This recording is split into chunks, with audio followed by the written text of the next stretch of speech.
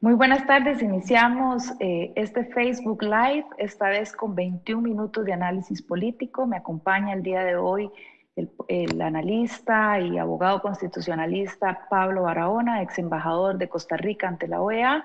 Y hoy vamos a conversar un poquito sobre las implicaciones políticas que tiene estas negociaciones y este acuerdo con el Fondo Monetario Internacional. Buenas tardes, Pablo. Muy buenas tardes, gracias por la invitación y a la República también por incentivar este tipo de encuentros. Mucha suerte en este nuevo proyecto. Bueno, vamos a iniciar un poco con esta discusión, estas implicaciones que podríamos empezar a valorar. Es claro que ante un mal manejo de las finanzas públicas que se ha dado durante las últimas administraciones, actualmente tenemos un problema, un contexto económico bastante crítico. El gobierno ha optado por recurrir al Fondo Monetario Internacional. A tu juicio, este es la única salida que tenemos en este momento para un poco enfrentar el tema económico. Bueno, esa pregunta me obliga, y yo me disculpo porque ahí el germen academicista quizá me gane la carrera. Sé que es poco el tiempo, pero yo quisiera esterilizar un poco la discusión, porque es vamos a ver, es una discusión muy manida, es decir, muy manoseada y algo indeterminada a esta altura, aunque hay muchísima información disponible por distintas fuentes. Al esterilizar las palabras nos entendemos mejor, y aquí yo quisiera que entendamos que no estamos ante un problema meramente económico. Es decir, la discusión básicamente es económica. De pronto alguien hubiese esperado que este diálogo sería más enriquecedor con un economista, no con un abogado o con un observador de la política. Sin embargo, yo quiero decir que la discusión económica se queda un poco corta y el análisis económico suele ser un tanto chato, es decir, en la lectura de lo que acontece y de las salidas que tenemos por delante como nación, el análisis técnico es fundamental, pero es insuficiente. Yo diría, quizá la palabra más exacta es lo básico, pero no nos alcanza.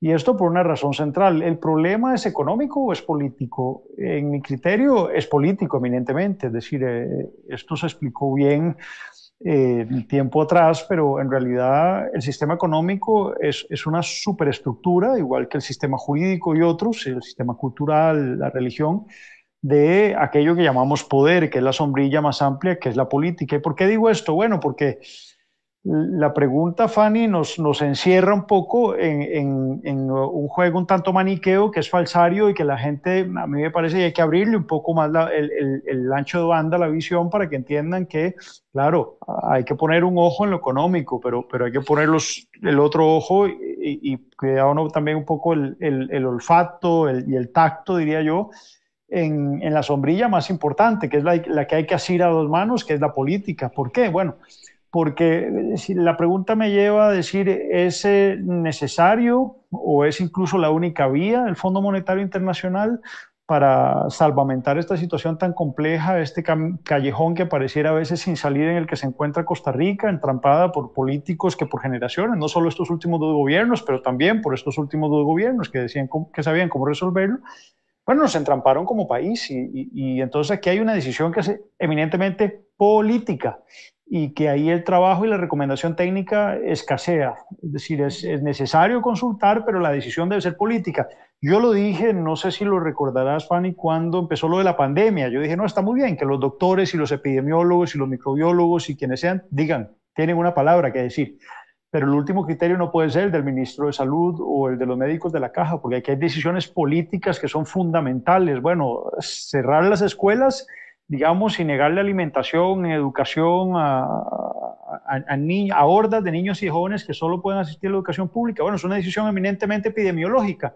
No, tiene otras consecuencias. Cerrar el comercio como se cerró tiene consecuencias económicas, securitarias. Bueno, cuando hablamos de este problema de deuda y déficit fiscal, de este hoyo negro que heredó Luis Guillermo y Elio Fallas y de ahí para atrás también otros gobiernos corresponsables y que Carlos no ha sabido manejar, yo cierro diciendo, lo que han dicho los economistas es atendible de un lado y de otro, pero no es del todo confiable. Y con esto quiero decir, debemos procurar una discusión mucho más politizada en el buen sentido y saber que las decisiones que tomemos al final, si lo transparentamos, si queremos ser honestos con nosotros mismos y si no queremos que nos mientan, pues debe venir con los dos pies bien puestos en la tierra y con la sinceridad de decir que hay posicionamientos ideológicos en esta discusión. Vamos a ver, y yo con esto cierro esta respuesta porque sé que el tiempo nos gana.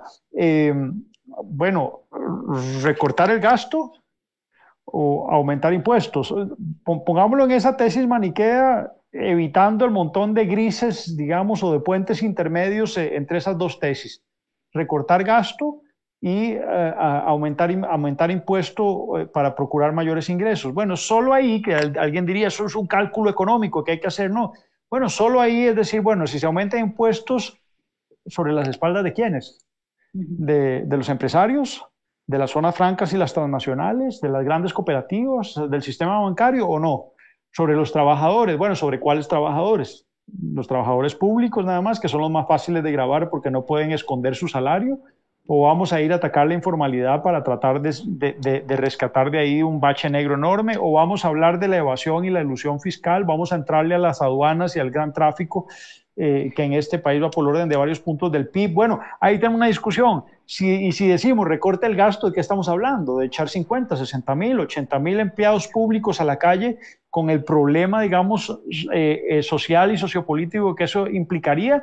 Bueno, algunos dirán de manera muy fría, bueno, la economía no resuelve eso, no, pero la decisión al final es política. Entonces, mi respuesta contundente es no, por supuesto que el Fondo Monetario Internacional no es el único camino posible y para mí es un camino innecesario a esta altura. Creo que Costa Rica tiene todavía reservas, no solo económicas, sino políticas, para tratar de idear salidas un poco más a la tica, menos traumáticas y sobre todo que no impliquen cesión de nuestra soberanía.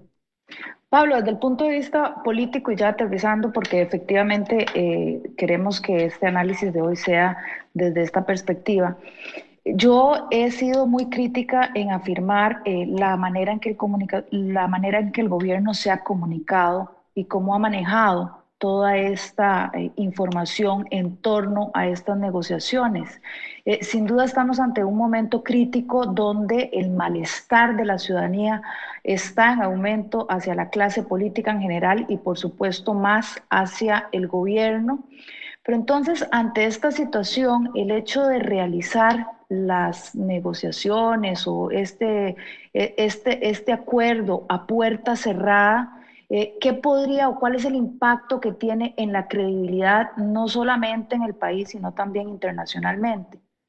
Bueno, yo te he escuchado algunas de esas críticas, Fanny, yo habría de coincidir, pero habría de agravar, digamos, ese acento que has puesto en la comunicación política, diciendo que bueno, la comunicación política no es más, digamos, que la expresión externa de un problema mucho más grave, que es el problema de legitimidad, para que la gente lo entienda, no los componentes, digamos, externos de la legitimidad o de las consecuencias de la legitimidad, es también la credibilidad. Y este gobierno está ayuno de ello. La gente, dicho en claro y en corto, no les cree, desconfía permanentemente de lo que dicen. Vamos a ver, en días pasados Carlos Alvarado dice no tengo problemas, estoy a disposición para que la fiscalía me investigue, para que se aclare todo la OPAT y después sale negando las claves de sus teléfonos. ¿Por qué pongo un ejemplo que no tiene nada que ver? Porque igual Luis Guillermo Solís dijo el manejo de las finanzas públicas de mi gobierno fue heroico y a la vuelta a la esquina nos dimos cuenta que fue absolutamente desastroso. Entonces ya la gente en la comunicación, que implica verbo, que implica palabra, que implica ver a la ciudadanía a los ojos y saber que en estos tiempos, lo sabe mejor que yo como comunicadora, es muy difícil esconder algo. Otra hora la política era mucho más fácil el disimulo, ¿no? Y untarle un poco de merula a un político o a una política pública incluso, y de pronto pues no los agarraban en descuido a los políticos. Hoy eso es muchísimo más difícil y bueno, el gobierno no las tiene todas consigo porque pese a ser comunicador, Carlos Alvarado es un pésimo comunicador político, incluso las galimatías, es decir, la misma forma en que él se expresa no es una forma lingüísticamente correcta, vámonos a lo más básico, pero además no es útil tampoco a los efectos de generar credibilidad algunos hablan un poco en chota, pero no por ello con poca seriedad de una lógica o unas formas cantinflescas de comunicación de este gobierno. Vemos además contradicciones entre la nueva ministra de la presidencia, una muchacha muy joven por lo demás, muy del riñón de Carlos y del PAC, muy vinculada con el gobierno anterior también, con Elian Villegas, familiar de Otón Solís, hoy ministro de Hacienda. Entonces vemos contradicciones con la de planificación Garrido, sobre este tema específico. Y bueno, vemos que hay entonces reproches desde el legislativo, desde los sectores sociales que ya entiendo están calentando motores frente a un gobierno que se está queriendo ganar todos los números de la rifa, porque claro que al no transparentarse esto y además esa falta de transparencia se le suma la incapacidad de comunicación, a la incongruencia, pues eso es una combinación explosiva que sabemos por dónde va a reventar por lo que es más costoso incluso en términos sociopolíticos y ya no solo económicos, que es una protesta social que ya calentó el año pasado y que quedó pendiente, digamos, suspendida un poquito por la pandemia, un poquito para dar espacio al diálogo y porque cayó Navidad encima, pero que probablemente ahora, además, agregándole ese picante, tan picante que implica este combo de empleo público y además la negociación con el Fondo Monetario Internacional, con un presidente tan desprestigiado y un gobierno que no ha pegado una sola vez el martillo en el clavo, creo que los costarricenses debemos estar muy prevenidos. Yo no es que sea pesimista en esto, pero sí trato de ser realista y decir las cosas como las veo. Yo no tengo buenas noticias para este arranque de año y mi proyección es muy negativa, y a partir de eso, de que esta gente no solo no está sabiendo comunicar, sino que no están tomando las decisiones. En el fondo, si hay que resumir, Fanny, yo veo a este gobierno en un nadadito de perro consistente en tratar de llegar a la otra esquina, al otro lado del río, a la otra orilla, y pasar el testigo, la estafeta al otro gobierno y decirle, a ver qué hace con esto, y probablemente el expresidente Alvarado estará haciendo las mismas que Luis Guillermo Solís, yéndose del país y viendo los toros desde bien lejos. Las contradicciones en este proceso sin duda ya iniciaron desde el lunes cuando da un paso en falso Yanina Dinarte, la ministra de la Presidencia, y acompañada de la ministra de Planificación, y luego salen a desmentir, el ministro de Hacienda sale a desmentirla. ¿Qué relación o cómo podríamos ver también en un proceso electoral que ya inicia este año? ¿Cuál es la relación o cómo podríamos ver esas implicaciones, ese impacto que va a tener la oposición también en todo este proceso que al fin y al cabo también tiene que pasar por la Asamblea Legislativa? Bueno, muy buena pregunta, porque ese es un ingrediente que estábamos solayando en el análisis y que hay que traer a la mesa. Y es, bueno, en efecto, la oposición finalmente ha despertado. Esta ha sido una oposición cómplice, gravosamente cómplice, es decir, no ha habido un gobierno que haya sido más buenamente acompañado que este por la oposición en décadas, diría yo. No le hizo falta al PAC tener mayoría legislativa, la tuvo, incluyendo a los cristianos en esto. Cuando se habla de este gobierno como comunista, como socialista, a mí eso me da un poco de risa. Yo no digo que no puedan tener algunos contactos o algunos ligámenes, pero ideológicamente este gobierno ha gobernado desde la derecha y para la derecha, es decir, de una manera muy conservadora, no obviamente en su agenda que es populismo puro y duro, en su agenda gay, en su agenda pro aborto y en esos temas que atacan un nicho electoral muy específico de ellos, pero para no alejarnos de lo nuestro, que es esta crisis económica, es bastante claro que este gobierno cedió los espacios del gabinete económico a sectores que se sienten muy confiados y que han venido aplaudiendo desde sus medios de comunicación, La Nación, Canal 7, Canal 6, Central de Radios y otros, que pertenecen a conglomerados de un empresariado muy hambriento, muy despreocupado, que no ha sentido la crisis, sino mínimamente, y que está pues bien acuerpado a la derecha del presidente por André Garnier. Yo dije en algún momento una metáfora a un periódico nacional que este gobierno tiene muy abierto el oído derecho, pero totalmente tapiado el oído izquierdo. Y eso es porque, sin ser yo ni de izquierda ni derecha, me parece que a este gobierno le han faltado muchos balances, de esos clivajes que permiten o que permitían tradicionalmente al gobierno en Costa Rica navegar aguas un poco tormentosas atendiendo a los equilibrios.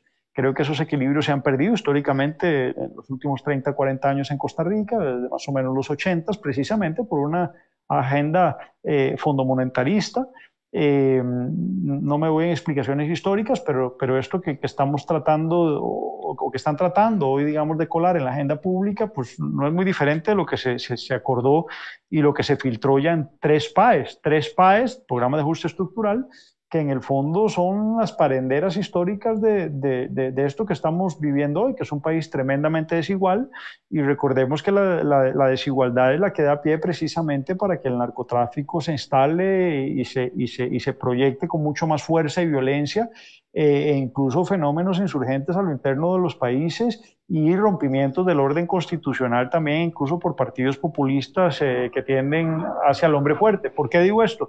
Bueno, porque todas estas decisiones que se están tomando hoy y que se tomarán en los próximos meses son históricas. Yo quiero decirle a aquellos que de pronto me dicen que yo estoy en contra de esa negociación del Fondo Monetario y por tanto soy de izquierda y cuasi comunista y todo ese cuento, a mí me tiene bastante despreocupado por lo demás, decirles que si en este país hoy no estamos pagando más impuestos es porque hubo una calle, como lo llaman ellos, movimiento social, pónganle rescate nacional, pónganle algunos pocos sindicatos, pescadores, agricultores, que se plantaron en raya. Pero si no, Fanny, gente como nosotros, profesionales liberales, pulseadores, podríamos decir, y de ahí en fuera todos los demás estaríamos pagando mucho más impuestos. No una banca pública y privada que nos damos cuenta en estos días que está negociando bonos de deuda por el orden del 12%, Fanny, lo cual es absolutamente leonino. Es decir, a nosotros nos pagan réditos en la banca cuando ponemos nuestra plata, porque nuestra plata con la que está jugando la banca al final, de un 2%.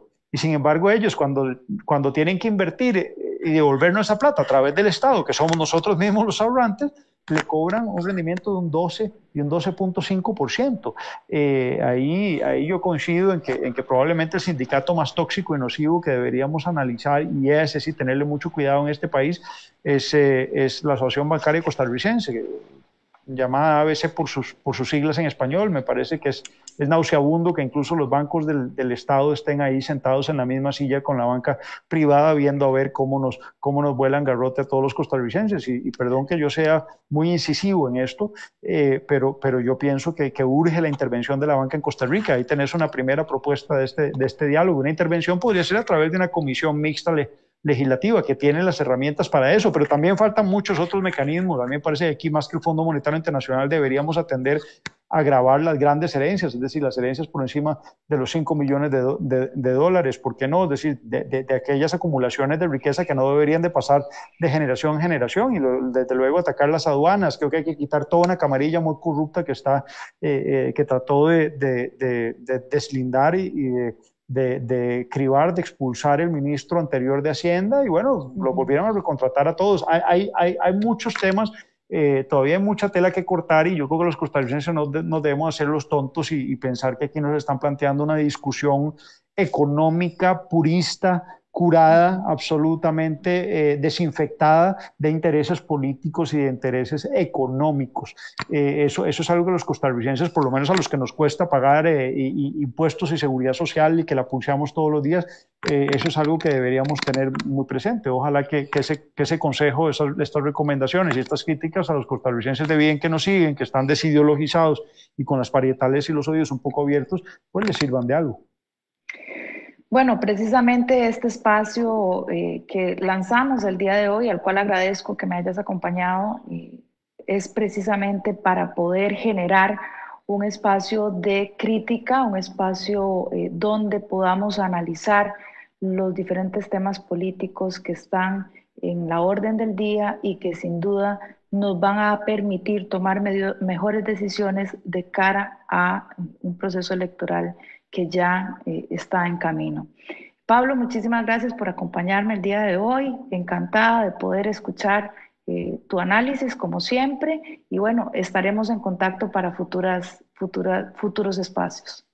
Un gustazo, estamos a la orden y siempre en la mejor disposición de contribuir a estos debates públicos que hemos dejado muy de lado, así que yo celebro espacios e iniciativas como estas, más en cabeza de una profesional a la cual admiro y le auguro muchos éxitos futuros. Muchas gracias.